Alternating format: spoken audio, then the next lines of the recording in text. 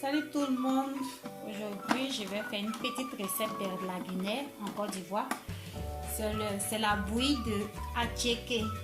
Chez les lagunaires, j'avais une amie à Vicam qui m'avait dit que chez eux, lorsque l'attiéké est en train de fermenter, en train de se gâter, ils ne les jettent pas.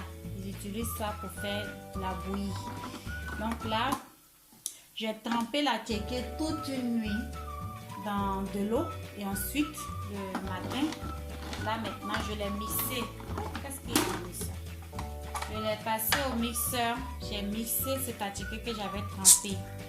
Et là maintenant, je vais passer à la réalisation de la bouillie. Donc on se dit à tout de suite après mon intro.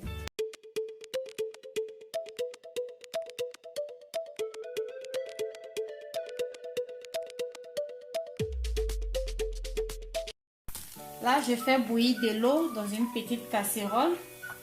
Lorsque mon eau bout bien, je rajoute l'attiéké, la purée d'attiéké. Et ceux qui ne savent pas qu'est-ce que c'est l'attiéké, c'est le couscous de manioc.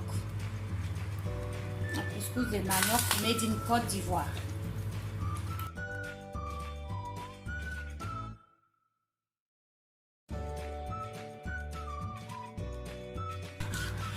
Pour éviter les grumeaux, vous devez remuer tout le temps lorsque vous avez ajouté l'attiéké dans de l'eau chaude.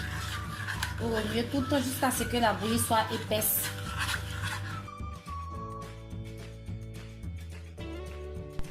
Comme j'avais mis beaucoup d'eau, là ça met du temps à s'épaissir, donc il faudrait laisser bouillir.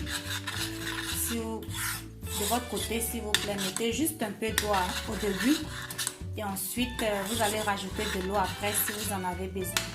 Et là, moi, je dois laisser encore quelques minutes au feu pour que ça s'épaississe. Là, ma bouillie a épaissi. Je vais maintenant servir. C'est prêt pour la dégustation. Voilà comment ça se déguste.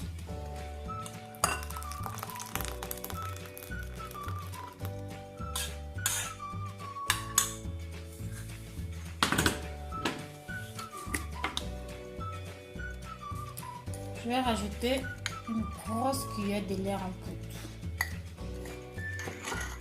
Et ensuite, une petite cuillère à café de sucre.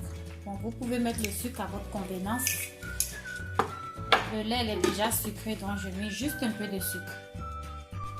Maintenant, je mélange bien le tout, le lait, le sucre et la bouillie, la dégustation.